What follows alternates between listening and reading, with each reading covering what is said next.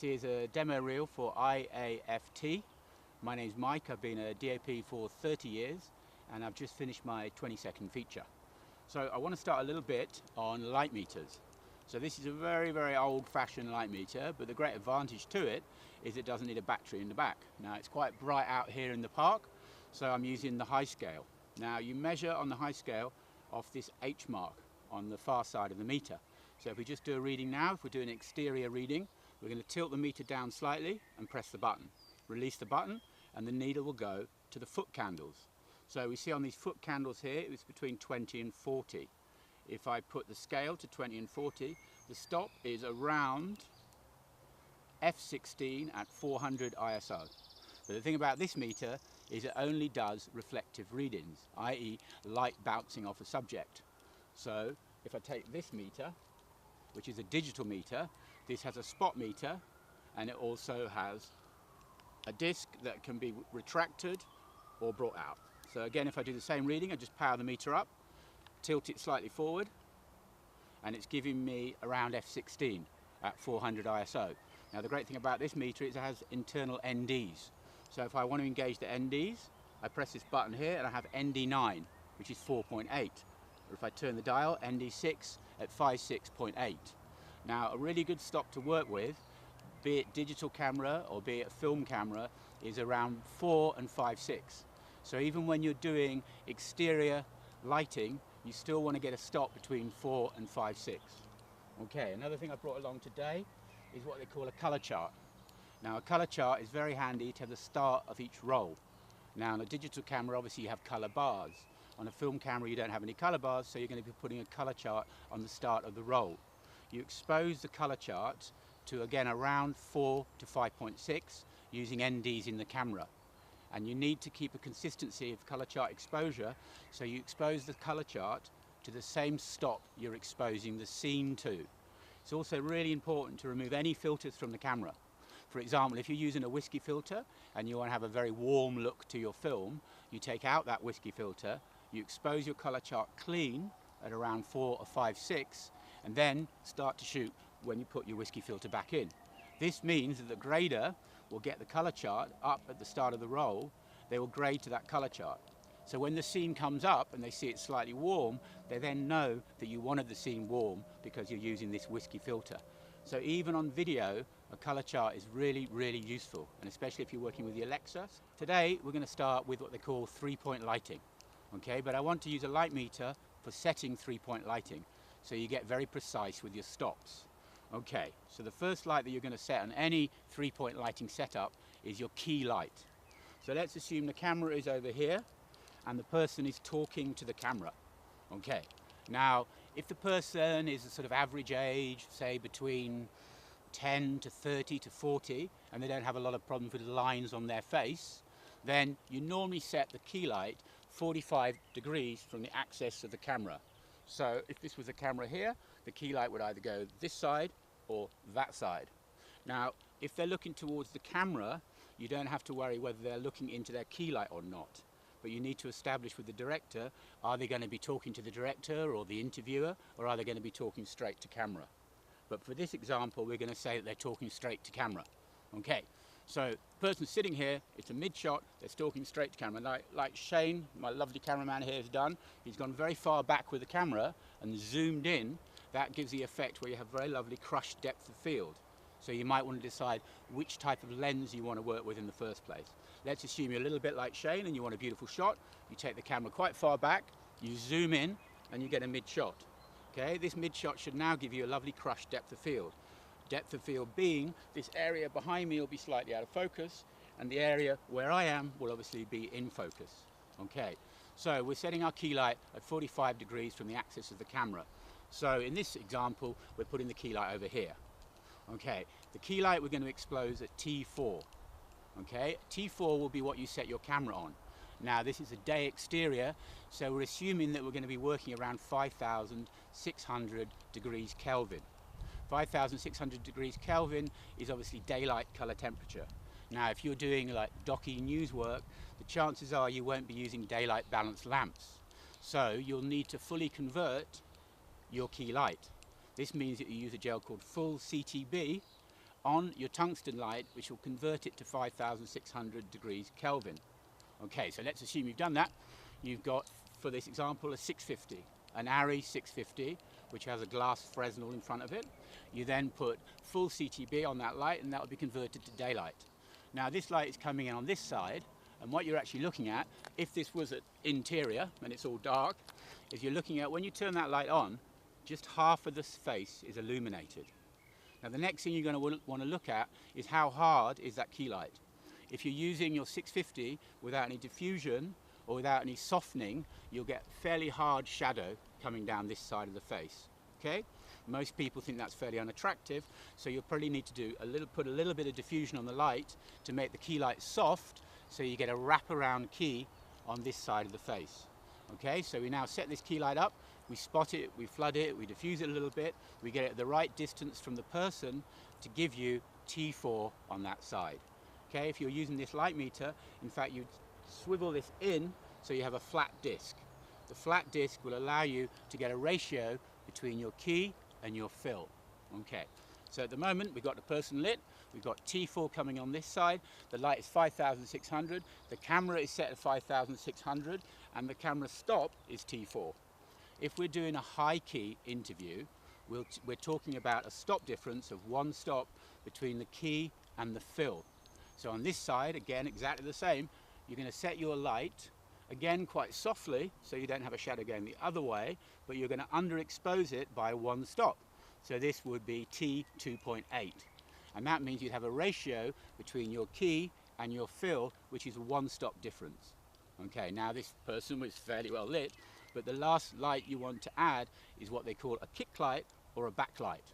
Okay, if you're using portable lights on stands, it's going to be quite hard to get a backlight, because a backlight would actually have to go directly behind me and it would have to be rigged on something. But assuming that you have lights on stands, you're probably going to set a kicker. A kicker is always defined as a line of light on the fill light side. So if we set a light at this angle here, and we have quite a hard light because we're not so worried about the shadow because it's going towards the camera, we're going to set our kicker at T4. So at T4, you know that your fill light is 2.8, so your kicker is going to be T4. You'll see the light. You will see a line of light. Okay, so at the minute you have 3 lights set, all right? If you're trying to do this really perfectly, imagine we're in a blacked out studio. We're not on an exterior in a park, okay? So if you turn off all your lights, your fill light and your kicker, and you just look at your key light should be very soft, and it should be coming in at a 45-degree angle, and it should just light this area of the face. Just that area of the face, and that is correctly exposed very precisely at T4. Okay, when you turn your key light off and you turn your fill light on, again the fill light should light the other side of the face, and it should be exactly 1 stop underexposed from the key light. That means you have a 1 stop difference between your key and your fill. Again, if you turn both the key light and the fill light off and you turn the kicker on, the kicker should give you a perfect line of light just down this side of the face. Okay, now the one light that you'll probably use a lot if you're doing a lot of interview lighting is what they call a side light. Now a side light, I'm not going to get up because Shane will have to follow me with the camera. The side light will be behind you at an angle pointing towards the wall. And in front of that side light you may put a cookie or a gobo. A gobo is any pattern that you cut to make a shape on the wall. So for example, you cut a piece of card about this size and you cut it into a window shape, and then you put that gobo in front of the light and you'll get the pattern of a window on the back wall, and that will give you more depth. So if you have a very long lens and you've gone far back with the camera, you zoomed in, you've got crushed depth of field, you'll then have a very diffused soft focus pattern behind the person, and it will just add a little extra snap to the scene. Okay, now, so for today I want to talk to you a little bit about the light families. Now if you're a DOP, obviously it's really important for you to know the lights that are available to you and what an average hire company or an average lighting company will have. This means that when you go on your recce's, you know which light you're going to put where and what kind of lighting package you're going to ask for. Now it's your job as a DOP, dependent on the budget, to put the lighting package together. Okay, it's not that complicated. Basically you have 2 families. You have the tungsten family and you have the daylight family, and these come in different powers. So we start off, say, with tungsten. The smallest tungsten light that you can use is about 150 watt, and it can be called a pepper light or it can be called a Dido light, and the wattage is around 150 watts. From that you go to a 300, then a 650, a 1K, a 2K, and sometimes if you want to use it, if you're very low budget, you have a 5K. Okay, and that is your tungsten hard lights. Now on the daylight side, you would have the smallest HMI, which is color balanced to 5,600 degrees Kelvin, will be a thing called a pocket par. A pocket par burns at about 200 watts, and it's very, very handy for putting and hanging behind a subject and giving you a nice kick towards camera. Okay, up from the pocket par, you have a 575, a 1.2, 2.5, 4K, 6K, 12K, and 18K. And now all those lights are color balanced to daylight. They're all color balanced to 5,600. And all the other lights I just told you about, they're all color balanced to tungsten, so they're 3,200 degrees Kelvin. But these are all hard lights. So it means that when you turn that light on, it normally has a Fresnel, and it will give you a hard directional light source, which will also create shadows. So on top of that, you have a whole batch of what they call soft lights. Now the soft lights, you have lights called Chinese lanterns, which is basically like a large ball like that, and it will give you a very soft tungsten light source. So for example, if you're lighting a large room, you might decide to put Chinese lanterns all throughout the room to give you a soft fill within the whole room. Once you set that up, you'll get illumination, but you'll also get very flat light. So the next thing you've got to do is actually put hard lights into that scene to give it some snap. So from the Chinese lanterns, you have spring balls and you have space lights. The space light is basically a circular shape, and it looks a little bit like a large lantern, and it can be from anything from 1K to 2K to 5K. These you use for hanging above an arena or hanging again in a large set where you need illumination over the whole set. And then, as well as space lights, you also have panel lights. Panel lights is a sort of relatively new light, which is LEDs. It's an LED light that can be converted from 3,200 to 5,600 degrees Kelvin. And it has a dimmer, so it will go here or here, and it will give you quite a nice soft key. And then on top of that, you also have Kino flows. Kino flows come in many different sizes. You get mini Kino. A mini Kino is about that long, and you'd use it in a car if you want to put it in the front of a car, illuminate somebody when they're driving. Or you have a 2'4" Kino, or a 4'4" Kino. And this 4'4" Kino is about this size, and it has 4 tubes. Okay, a 2'4" Kino is, and it means two foot in size, and you can either get with 2 tubes or 4 tubes. Okay, the Kinos are really, really useful, because if you take your Kino and then you put F1 or F2 in front of the Kino, you'll get a very lovely diffused soft key.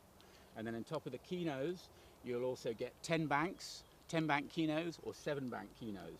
And then you'll get Diva lights. Diva lights are a modern version of the Kino, but basically they do exactly the same thing.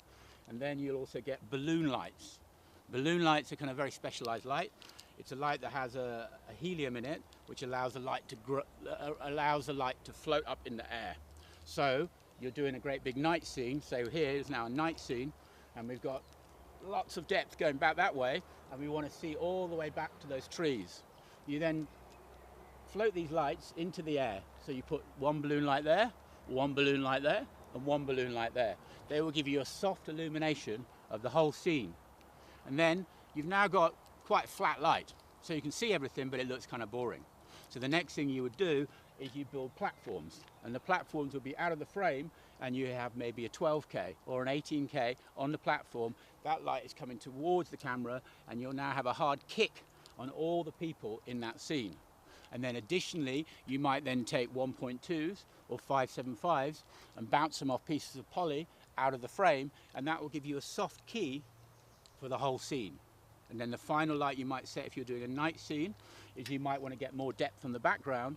So hidden behind that bush, we might have a side light going onto that far tree, so that the eye is taken from the foreground all the way to the background. So these are lights you'd be using if, when you're on your recce, the director says, right, I'm going to be doing a big night scene and there's going to be hundreds of extras running around here fighting, and it'd be up to you to work out what kind of lights you need to hire. So I tried to cover a little bit of what I'd like to cover during these lighting lectures. to start off with the 4-point lighting, and then going into light types, and then also a little bit about how you go around lighting a night scene. I hope you enjoyed what I've been saying, and if you'd like to see examples of work, please go to the website below. Okay, thanks very much.